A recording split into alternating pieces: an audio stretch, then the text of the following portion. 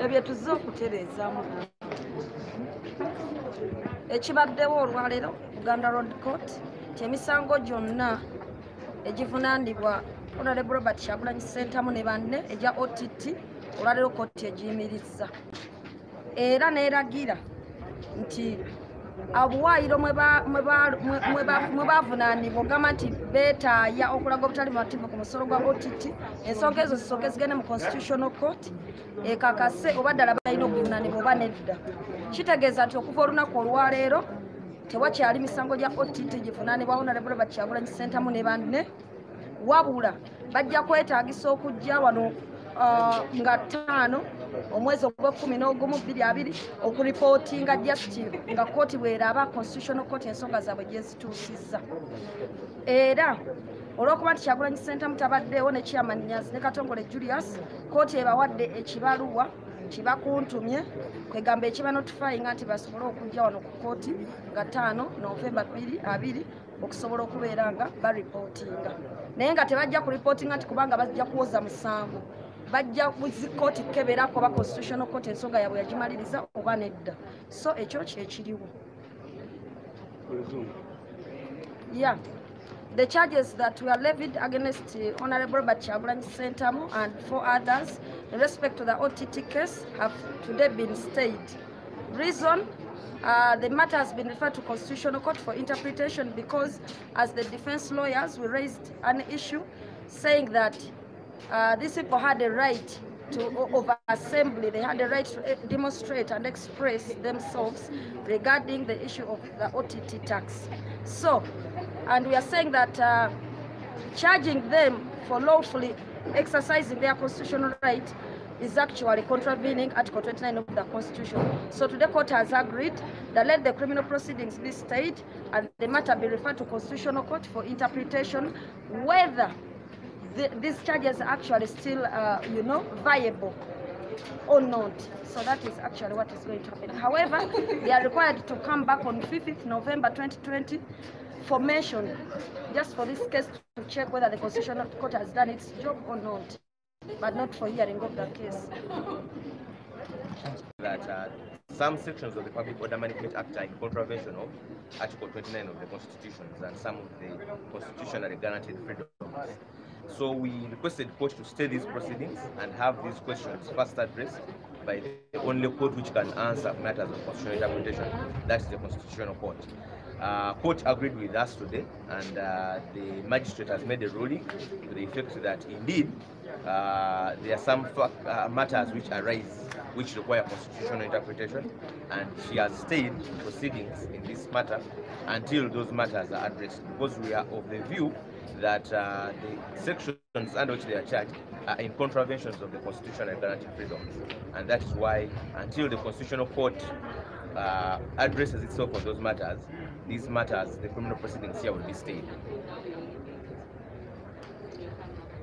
About criminal summons.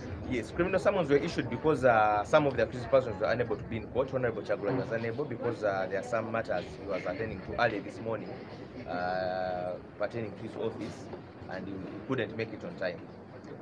Court issues criminal summons where it thinks that possibly there is a reason why a person has not been able to come to court, and to remind him or her that this is the next court date and we are reminded to come to court. So the summons will be issued, and we are optimistic and sure that the next time we come up for mention, the accused persons will be here. Kati mpozi nga Eddie ayina kyabagamba. Yange byonna kansa byogedde naye tuli balo abiding citizen era tugenda kugondera amateeka tusigala nga tujja bino ebisango tebiriimu byongera labisa bannaffe omusolo abantu bagubajjako naye ate bakyatofuna katulale bate bago ekyo baboyi kati ndooza tusikewo muluzungu byekwaso yali wakabi mu kanoni nga lwalabikako bayita wamu nefire naye ekyewuunyisa ku ssente ze yali alinabye koso yali takowa mu site nga n'oluusi bafiire bwe bakyala yabakwata ku mukono n'abaleetako mu ggeto kuva mu buto nayagalanga nnyo bwenkula mbenga byekwaso olumu nze namusalako nemwebuuzisa nti kikolo kya byekwaso yaŋŋamba bw'oli kulobere nga nze sente z'olifuna zireme kufuula muntu mulala obeeranga mwesimbu ebikyamu bigaana ebituufu by'onoosomesanga abalala I know that the truth would be a lonely road. Olemerangako n'olwaniranga amazima buli lw'oyimirira ku mazima oyimirira womu. Never ever expect nobody to defend you. Twagala nnyo okugenda mu ggulu naye twagala kufa. Twagala nnyo okugaggawala naye tetwagala kutuuyana. Twagala nnyo okugenda mu ggulu naye tetwagala kufa. Twagala nnyo okugaggawala naye tetwagala kutuuyana. Sente twagala, ebyobugagga twagala naye teri kisobola kugula mwoyo. Bikyamu bikolwa nakutubiraba naye kubyogera kubanga kumira mwoyo. Ensalawo mbyeyimbye byenjagala okukyusa kambyekyusize oba kugobola mwalo waluzika mwezimbire enjagala okusomesa abaana kambesomeseze sekinyume engoye kuzijjange China katulima pamba zaana ne badizayina sekinyume engoye okuzijjange China katulima pamba zaala ne badizayina singa twali twazimba oyiro lifayina bonsikote yandembye oyiro wabannayuganda singa twali twazimba oyiro lifayina twandifuna midembeera z'abaforeina wabula oli buli lwakufuula beega ajja ne makago nakukolera amateeka. Twagala nnyo okugenda mu ggulu naye tetwagala kufa. Twagala nnyo okugaggawala naye tetwagala kutuuyana. But if you stand for the truth you better be ready to stand alone. If you stand for the truth you better be ready to stand alone. Thank you so much. Shamim Malene.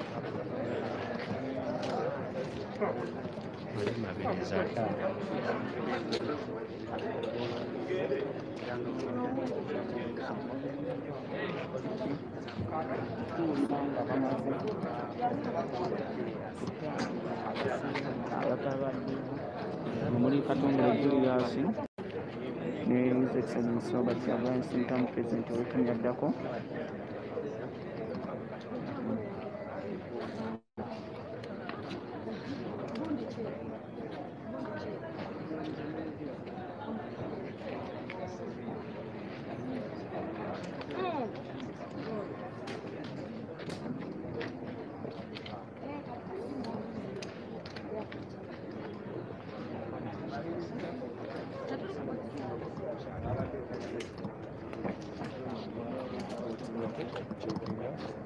ensonga zino